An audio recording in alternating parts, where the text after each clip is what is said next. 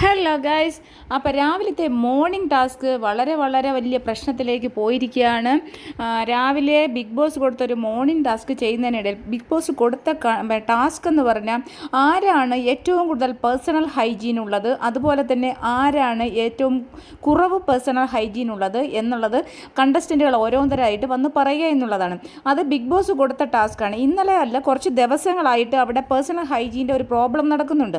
ഇന്നലെ നമ്മൾ നേരത്തെ ഇട്ട വീഡിയോ പോലെ ഇന്നലെ നമ്മുടെ സരിക അവിടെ ക്ലിയർ ആയിട്ട് പറയുന്നുണ്ട്, ഇങ്ങനെ ഈ രേണുവിൻ്റെ പ്രോബ്ലംസ്, പെയിൻ തെറിക്കുന്നതും, അപ്പോൾ അത് അവർക്കൊക്കെ ഒരു ബുദ്ധിമുട്ടാണ്. അതേപോലെ തന്നെ വന്ന് പറയുന്നുണ്ട് ഭയങ്കരമായിട്ട് പെയിൻ. കാരണം സരികയുമൊക്കെ ഹെയർ എക്സ്റ്റൻഷൻ ചെയ്തിരിക്കുന്ന ആൾക്കാരാണ്. ഹെയർ എക്സ്റ്റൻഷൻ ചെയ്തിരിക്കുന്ന ആൾക്കാർ ദിവസേന കുളിക്കുക എന്നുള്ളതൊരു ഇമ്പോർട്ടൻ്റ് കാര്യമാണ്. പക്ഷേ ഇവിടെ രേണു കഴിഞ്ഞ പ്രാവശ്യം പറഞ്ഞതെന്ന് പറഞ്ഞാൽ ആഴ്ചയിൽ ഒരു ദിവസമേ കുളിക്കാൻ പാടുള്ളൂ എന്നുള്ളതാണ്. അത് കറക്റ്റായിട്ട് റോമ കോസ്മെറ്റിക്സ് വന്ന് പറഞ്ഞതാണ്. അങ്ങനെയല്ല, കൃത്യമായിട്ട് ക്ലീൻ ചെയ്ത് ഷാമ്പു ഇട്ട് കണ്ടീഷണർ ഇട്ട് കഴുകി വൃത്തിയാക്കി ക്ലീൻ ചെയ്തെങ്കിൽ മാത്രമാണ് ആ ഹെയർ എക്സ്റ്റൻഷൻ നിലനിൽക്കത്തുള്ളൂ. അപ്പോൾ അത് ചെയ്യാത്തത് കൊണ്ടാണ് അങ്ങനെയൊക്കെ വന്നത്. അല്ലാണ്ട് റോമ കോസ്മെറ്റിക്സിൻ്റെ പ്രോബ്ലം അല്ലാന്ന് റോമ കോസ്മെറ്റിക്സ് ഓൾറെഡി നമ്മളോടൊക്കെ വന്ന് പറഞ്ഞതാണ്. അതൊന്നും ഹൗസിലുള്ളവർ അറിയുന്നില്ലല്ലോ. അപ്പോൾ ഹൗസിലുള്ള രേണു അറിയുന്നില്ല. പുറത്ത് ഇതെല്ലാം ചർച്ചാ വിഷയമായ കാര്യമാണ് ഈ പേനിൻ്റെ കാര്യവും ശുചിത്വമില്ലായ്മയുടെ കാര്യവും ഒക്കെ. പക്ഷേ ഇവിടെ ഇന്നിപ്പോൾ ടാസ്കിൽ ഓരോരുത്തരായിട്ട് പറഞ്ഞു. അതിൽ നമുക്ക് ഏറ്റവും പ്രധാനമായിട്ട് തോന്നിയ മൂന്ന് പേരുടെ കാര്യങ്ങളെന്ന് പറഞ്ഞാൽ, ആര്യൻ പറഞ്ഞു ഏറ്റവും കുറഞ്ഞ പേഴ്സണൽ ഹൈജീനുള്ള വ്യക്തി നമ്മുടെ നിവിനാണെന്ന് പറഞ്ഞു. അപ്പം നിവി ഓടിപ്പോയി ഓരോരുത്തരെ കെട്ടിപ്പിടിക്കും. അപ്പോൾ ശരീരത്തിൽ നിന്ന് വരുന്ന സ്മെല്ല് ഭയങ്കര ബുദ്ധിമുട്ടാണ് എന്ന് പറഞ്ഞു. നിവിൻ 2-3 വട്ടം കുളിക്കുന്ന വ്യക്തിയാണ്. അപ്പം നിവിൻ ഓൾറെഡി സ്ട്രോങ് സ്മെല്ലുള്ള വ്യക്തിയാണ് എന്ന് നിവിൻ ഓൾറെഡി അക്സെപ്റ്റ് ചെയ്തുകൊണ്ട് പറഞ്ഞു ഓക്കെ ആണ് എന്ന് പറഞ്ഞു. അപ്പോൾ അത് ഒരു സ്മെല്ല്, അതുകൊണ്ട് തന്നെ എല്ലാവരെയും വെറുതെ പോയിട്ട് കെട്ടിപ്പിടിക്കും എന്നുള്ള ഒരു സ്റ്റേറ്റ്മെൻറ്റും കൂടി പറഞ്ഞു. അപ്പോൾ അതുകൊണ്ട് വളരെ മോശമായിട്ടുള്ള ഹൈജീൻ കീപ്പ് ചെയ്യുന്ന ഒരാളാണ് നിവിൻ എന്ന് പറഞ്ഞു. അതിനുശേഷം പിന്നെ രന ഫാത്തിമ വന്ന് പറഞ്ഞു, പിന്നെ കിച്ചണിലെ മാവ് കുഴച്ചപ്പോൾ ഒരു മുടി കണ്ടു, അത് ആദില നൂറയുടെ ആണെന്നാണ് തോന്നുന്നത്. ആദില നൂറയുടെ ആണെന്ന് രന കണ്ടില്ലല്ലോ. കിച്ചണിൽ എല്ലാം പെൺകുട്ടികളല്ലേ, ഷോർട്ട് ഹെയർ ഉള്ള അവിടെ എത്രയോ പേരുണ്ട്. അത് ആൺകുട്ടികൾ തന്നെ ഷോർട്ട് ഹെയർ ഉള്ളവരുണ്ട്. നിവിൻ്റെ തന്നെ മുടി അത്യാവശ്യം കുറച്ച് ആയിട്ടുള്ളതാണ്. ബാക്കിയുള്ള ഷോർട്ട് ഹെയർ ഉള്ള ഇഷ്ടംപോലെ പേരുണ്ട്. അവരെല്ലാം വെട്ടിയിട്ടേക്കുമല്ലോ. അപ്പോൾ അത് ആദില നൂറയുടെ ആണെന്ന് തന്നെ പറഞ്ഞത് വളരെ മോശമായിപ്പോയി. അങ്ങനെ ഒരു സ്റ്റേറ്റ്മെൻറ്റ്. അത് കഴിഞ്ഞതിന് ശേഷമാണ് അടുത്ത ഒരു കോളിലൊക്കെ നമ്മുടെ ഏറ്റവും മോശമായിട്ടുള്ള ഹൈജീനിൻ്റെ പേര് പറഞ്ഞപ്പോൾ നമ്മുടെ അനുമോള് നമ്മളെ രേണു സുധീൻ്റെ പേരാണ് പറഞ്ഞത്. അതിൻ്റെ റീസണാണ് ഞെട്ടിക്കുന്നത്. പക്ഷെ അവരാണ് ഞെട്ടിയത്, നമ്മളാരും ഞെട്ടിയില്ല. കാരണം എന്ന് പറഞ്ഞാൽ നമുക്ക് ഓൾറെഡി നമ്മളിവിടെ ചർച്ച ചെയ്ത വിഷയമാണ്. അപ്പോൾ രേണു ചേച്ചി സ്ഥിരമായിട്ട് കുളിക്കുന്നില്ല, അവരുടെ തലയിൽ ഇഷ്ടം പോലെ പേനാണ്. ചിലപ്പോൾ ഈ ഹെയർ എക്സ്റ്റൻഷൻ ചെയ്തിട്ട് ട്രീറ്റ്മെൻറ്റ് ചെയ്യാത്തത് കൊണ്ടായിരിക്കാം. ഈ പേനൊക്കെ മുഖത്തേക്ക് വന്നിരുന്ന് നെറ്റിയിന്മേലും മുഖത്തുമൊക്കെ വന്നിരുന്ന് എഴഞ്ഞ് താഴോട്ട് വന്നിരുന്ന് പല തവണയും അവർ പറഞ്ഞിട്ടുണ്ട്. അവർ പെറുക്കി കൊടുത്തിട്ടുണ്ട്, അനുമോള് പെറുക്കി കൊടുത്തിട്ടുണ്ട് ഈ പേൻ. എന്നിട്ട് പല തവണ എടുക്കാൻ നേരത്ത് പിന്നെ കൈ തട്ടിക്കളയും. ഞാൻ വന്നപ്പോൾ തൊട്ടേ പറയുന്നു, വന്നപ്പോൾ മുതൽ, ഇപ്പോൾ വന്നിട്ട് 3 ആഴ്ച ആവാൻ പോണു, വന്നപ്പോൾ മുതൽ പറയുന്നു ഇങ്ങനെ പേന് ഇരിക്കുന്നു എന്ന് പറയുന്നു. അപ്പോൾ അതുകൊണ്ട് തന്നെ പിന്നെ ദിവസം കുളിക്കുന്നേ ഇല്ല, ബോഡി കുളിക്കുമായിരിക്കുന്നു, ഞാൻ ശരീരം വാഷ് ചെയ്യുമായിരിക്കും, പക്ഷെ തല കുളിക്കുന്നേ ഇല്ല എന്നിങ്ങനെ പറഞ്ഞു. അപ്പോൾ ഇത് അറിവില്ലായ്മ മൂലമാണോ എന്താണെന്നറിയില്ല. ഇവിടെ ഷാമ്പൂവും എല്ലാം ഹെയർ വാഷ് ചെയ്യാനായിട്ട് ബിഗ് ബോസ് കൊടുത്തിട്ടുണ്ട്. അല്ലാതെ ബിഗ് ബോസ് കൊടുക്കാണ്ടിരുന്നില്ല. ഞാൻ ആദ്യം വിചാരിച്ച് ബിഗ് ബോസ് ഈ ഫുഡും വസ്ത്രമൊന്നും കൊടുക്കാത്ത രീതിയിൽ ഷാമ്പൂ സാധനങ്ങളൊന്നും കൊടുത്തില്ല. എല്ലാവർക്കും ഷാമ്പൂവും കണ്ടീഷണറും ഒക്കെ കൊടുത്തിട്ടുണ്ട്. അപ്പോൾ കൃത്യമായിട്ട് ഹെയർ വാഷ് ചെയ്യാത്തതുകൊണ്ടാണ് ഇങ്ങനെ വന്നത് എന്നുള്ളത് അനു പറഞ്ഞത് ക്ലിയറാണ്. കാരണം എന്തിനാണ് ഭയക്കുന്നത്? ഇവർ രാവിലെ തന്നെ അപ്പാനിയും ആൾക്കാരും ഒക്കെ ഇരുന്ന് ഈ ഓരോരോ കാര്യങ്ങൾ പറയുമ്പോൾ രേണുവിന് എന്തോ ഒരു കാർഡ് ഇറക്കും, രേണു ഒരു വിക്ടിം കാർഡ് ഇറക്കും എന്നുള്ള രീതിയിൽ പേടിച്ച് സംസാരിക്കുന്ന അക്ബർ ഉൾപ്പെടെയുള്ള ആൾക്കാർ. എന്നിട്ട് ഇത് പറഞ്ഞപ്പം എല്ലാവരും അനുവിൻ്റെ തോളച്ചിരുന്നു, അയ്യോ അവർക്ക് വിഷമമായി കാണുന്നു. അവർക്ക് വിഷമാവാനല്ലേ ബിഗ് ബോസ് ചോദിച്ചത്.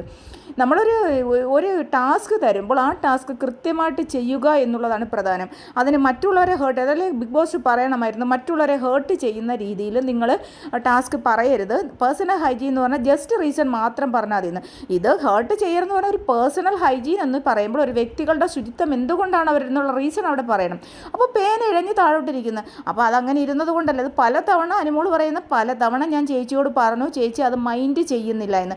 അവർക്ക് അങ്ങനെ പേൻ്റെ ട്രീറ്റ്മെൻറ്റ് വേണമെങ്കിൽ ഈ ഇത്രയും ദിവസമായി ഒരു ബിഗ് ബോസിനോട് ചെന്ന് പറയാം, ബിഗ് ബോസ് എൻ്റെ തലയിൽ ഇങ്ങനെ അവർ ഈ 24 മണിക്കൂർ സുധിച്ചേട്ടാന്ന് വിളിച്ച് ക്യാമറയുടെ മുന്നിൽ പോണ സമയം കൊണ്ട് പറഞ്ഞുകൂടായോ, ബിഗ് ബോസ് എൻ്റെ തലയിൽ ഇങ്ങനെ എന്തൊരു ഭയങ്കര ചൊറിച്ചിലുണ്ട്, പേനെന്ന് പറയണ്ട നാണക്കേടുണ്ടെങ്കിൽ ഭയങ്കര ചൊറിച്ചിലുണ്ട്, അപ്പോൾ എനിക്ക് ഡോക്ടറെ ഒന്ന് കാണണം, എനിക്ക് ഭയങ്കര ബുദ്ധിമുട്ടാണ്, എനിക്ക് ഉറങ്ങാൻ പറ്റുന്നില്ല, എനിക്ക് ഭയങ്കര അതെനിക്ക് പേഴ്സണൽ ഹൈജീൻ എന്നെ എനിക്ക് ഭയങ്കര ബുദ്ധിമുട്ടാവുന്നു എന്ന് പറഞ്ഞാൽ ഡോക്ടറെ കൺസൾട്ട് ചെയ്ത്. ബിഗ് ബോസും ലാലേട്ടനും എപ്പോഴും പറഞ്ഞു തൊട്ടപ്പുറത്ത് ഡോക്ടേഴ്സും നേഴ്സും ഉണ്ട്, അപ്പോൾ അങ്ങനെ പറഞ്ഞാൽ എനിക്ക് ഉറങ്ങാൻ പറ്റുന്നില്ല ഈ തലയിലെ ചൊറിച്ചിൽ കാരണം എന്തെങ്കിലും പറഞ്ഞെങ്കിൽ അവരത് ചെക്ക് ചെയ്യാനെങ്കിലും പോയിട്ട് മെഡിക്കൽ റൂമിൽ വിളിച്ചിട്ട് അവർ ട്രീറ്റ്മെൻറ്റ് കൊടുക്കില്ല. ഇതൊന്നും ചെയ്യാതെ ഒരാൾ പറഞ്ഞതിന് ഇത്രയും കുറ്റം പറയാൻ ഇതൊക്കെ ഇവർ വിചാരിക്കുന്നത് പ്രേക്ഷകരിതൊന്നും അറിഞ്ഞിട്ടില്ല, ആദ്യമായിട്ട് പുറത്തേക്ക് വേണം. ഇതൊക്കെ എത്ര ദിവസമായിട്ട് ഇവിടെ ചർച്ച ചെയ്യുന്ന വിഷയമാണെന്നുള്ളത് അവരറിഞ്ഞിട്ടില്ല. പിന്നെ അവിടുത്തെ ഹൗസ് മേറ്റ്സ് തന്നെ പറയുമ്പോൾ അതൊരു ആധികാരികമായ പറച്ചിലായിരുന്നു. മുഖത്തേക്കും നെറ്റിയിലേക്കും ഒക്കെ പേനൊക്കെ ഇഴഞ്ഞിറങ്ങിയിരിക്കുക എന്ന് പറഞ്ഞാൽ തലയിൽ അത്രമാത്രം പേനായിട്ടല്ലേ, തലയിൽ ഇരിക്കാൻ സ്ഥലമില്ലാത്തതുകൊണ്ട് താഴോട്ട് ഇറങ്ങിയിരിക്കുന്ന ഒരവസ്ഥയിലാണെന്നുള്ളത് പ്രേക്ഷകനും കേൾക്കുന്നവർക്കും തോന്നും. പിന്നെ വിഷമം വരും. സാധാരണ രീതിയിൽ നമ്മൾ മറച്ചു വയ്ക്കുന്ന ഒരു കാര്യങ്ങൾ പുറത്തേക്ക് വരുമ്പോൾ സ്വാഭാവികമായിട്ടും വിഷമം വരും. ഇപ്പം ഞാനൊരു കാര്യം മറച്ചു വെച്ചിട്ട് സോഷ്യൽ മീഡിയയിൽ അവിടെ ഇവിടെ അല്ലെങ്കിൽ നാട്ടുകാരെ മുന്നിൽ പറയുമ്പോൾ അത് പുറത്തേക്ക് വരുമ്പോൾ സ്വാഭാവികമായിട്ട് എനിക്കൊരു വിഷമം വരും. പക്ഷേ ഞാൻ മറച്ചു വയ്ക്കുമ്പോൾ ആലോചിക്കണം, ഇങ്ങനെ എപ്പോഴെങ്കിലും ഒരു കാര്യം പുറത്തേക്ക് വരാം. അപ്പം ഞാൻ ആ ഒരു സിറ്റുവേഷൻ ഫേസ് ചെയ്യാനായിട്ട് അല്ലെ ഓവർകം ചെയ്യാനായിട്ട് എപ്പോഴും എൻ്റെ മൈൻഡ് എപ്പോഴും സ്ട്രോങ് ആയിരിക്കണം, അല്ലെ എൻ്റെ മൈൻഡ് എപ്പോഴും അത് ഉൾക്കൊണ്ടുകൊണ്ടിരിക്കണം. ഞാനൊരു കള്ളമാണ് പറഞ്ഞിരിക്കുന്നത്, അപ്പോൾ ആ കള്ളം ഏതെങ്കിലും ഒരു സമയത്ത് പുറത്തേക്ക് വരുമ്പോൾ അതിനെ ഞാൻ എനിക്ക് എങ്ങനെയാണ് ഹാൻഡിൽ ചെയ്യാൻ കഴിയുക, അല്ലെങ്കിൽ ആ ഒരു ഇത് സോഷ്യൽ മീഡിയ എനിക്ക് എന്തെങ്കിലും ഒരു നെഗറ്റീവ് അല്ലെ ജനങ്ങളുടെ ഇടയിൽ എനിക്ക് എന്തെങ്കിലും ഒരു നെഗറ്റീവ് ഇമ്പാക്റ്റ് വരുമ്പോൾ എനിക്ക് എങ്ങനെ എന്നെ ഹാൻഡിൽ ചെയ്യാൻ പറ്റും, എങ്ങനെയാണ് എനിക്കതിനെ ഡിഫെൻഡ് ചെയ്യാൻ പറ്റുക എന്നുള്ളത് മനസ്സിലാക്കിയിരുന്ന പ്രോബ്ലം കഴിഞ്ഞു. ഈ കൊച്ചിനറിയാലോ, ഈ കൊച്ചി പറയുന്ന പലതും കള്ളമാണ്, തെറ്റായാണ്. അപ്പം എന്തായാലും മറ്റുള്ളവർ ഇത് ഇത്ര നാൾ ഇപ്പോൾ 6-7 മാസമായിട്ട് ഇത് നെഗറ്റീവായിട്ട് തന്നെയല്ല ഇവിടെ എന്തെല്ലാം അതിനെ പറയുന്നു, അത് ഓരോന്നും തിരിച്ചു വന്ന് പറയുന്നു, ഓരോരുത്തർ തന്തയ്ക്ക് വിളിക്കുന്നു. അപ്പോൾ അതിനെല്ലാം എഗൻസ്റ്റ് ആയിട്ട് ഇവിടെ സോഷ്യൽ മീഡിയ യൂട്യൂബുകാർ വീഡിയോ ഇട്ടുകൊണ്ടിരിക്കുമല്ലേ, അതെല്ലാം അത് കണ്ടുകൊണ്ടിരിക്കുകയല്ലേ. എനിക്ക് തന്നെ ഒരു വീഡിയോ ഇട്ടപ്പോൾ 1.1K ലൈക്കാണ് വന്നത്, 1.1 അല്ല 1100 ഇത്രയും ലൈക്ക് വന്നു. അപ്പം മനസ്സിലാക്കിക്കൂടെ ഒരു വ്യക്തിയുടെ ആ ഒരു ഇത്. അതുകൊണ്ട് മാത്രമേ ഉള്ളൂ, എനിക്ക് ഒരാളെ പേഴ്സണലി കുറ്റം പറയില്ല. അപ്പോൾ അത് മാനസികമായിട്ട് ബുദ്ധിമുട്ടുണ്ടാവും, അതിനെ ഓവർകം ചെയ്യണം.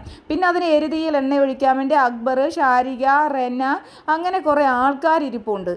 വെറുതെ പിന്നെ സെപ്റ്റി ടാങ്ക് എന്ന് വിളിച്ചതിനേക്കാട്ടി വലുതാണ്, സെപ്റ്റി ടാങ്ക് എന്ന് വിളിച്ചതിനെക്കാട്ടി വലുതാണോ തലയിലിരിക്കുന്ന പേന് താഴോട്ട് ഇഴഞ്ഞു വരുന്നു, അതുകൊണ്ട് വ്യക്തി ശുചിത്വമില്ല എന്ന് പറയാൻ. അത് ബിഗ് ബോസ് കൊടുത്ത ടാസ്കിൽ പറയാൻ പറഞ്ഞതാണോ സെപ്റ്റി ടാങ്ക് എവിടെ കിടക്കുന്ന തലയിലുള്ള പേൻ താഴോട്ട് ഇറങ്ങി വരുന്നു എന്ന് പറയുന്നത്? എനിക്ക് മനസ്സിലാവുന്നില്ല.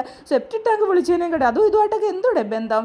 അപ്പോൾ ഒരാളുടെ വ്യക്തി ശുചിത്വം പറഞ്ഞാൽ വേറെ ഒന്നും അവർ കടുത്ത് അവർ ഒരുപാട് ദിവസം കൊണ്ട് പിന്നെ അത് നോക്കുമായിരുന്നു. കറക്റ്റാണ്, ബിഗ് ബോസ് തന്നെ കാണിക്കുന്നുണ്ടായിരുന്നു ഇവർ തല ഇങ്ങനെ ചൊറിഞ്ഞ് കിച്ചണിൽ കയറുന്നതും ആ കൈ കൊണ്ട് തന്നെ ചപ്പാത്തി എടുക്കുന്നതൊക്കെ ഇന്നലെ രാത്രി കൂടി ഞാൻ കണ്ടതാണ്. അപ്പോൾ അതുകൊണ്ടാണ് അനിമോൾ പറഞ്ഞത്.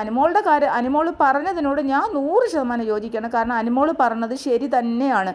നമ്മളൊരാളെ ഹേർട്ട് ചെയ്യുമെന്ന് വിചാരിച്ചിട്ട് നമ്മളൊരു ഗെയിം കളിക്കാൻ പോയതില്ല. നമ്മളത് മറച്ചു വയ്ക്കേണ്ട ആവശ്യം എന്താണ്? എന്ത് കാർഡ് ഇറക്കിയാലും എന്തുവാണ്, നമ്മളതൊന്നും ആലോചിക്കേണ്ട കാര്യമില്ല. നമ്മളൊരു ഗെയിം കളിക്കാൻ പോയി സത്യസന്ധമായി നമ്മൾ കണ്ട കാര്യങ്ങൾ പറയുക, അത്രയേ ഉള്ളൂ ഗൈസ്. എൻ്റെ അഭിപ്രായമാണ്. നിങ്ങൾക്കതിന് എതിരഭിപ്രായം ഉണ്ടെങ്കിലോ അതിനകത്ത് സപ്പോർട്ട് ചെയ്യുന്നുണ്ടെങ്കിൽ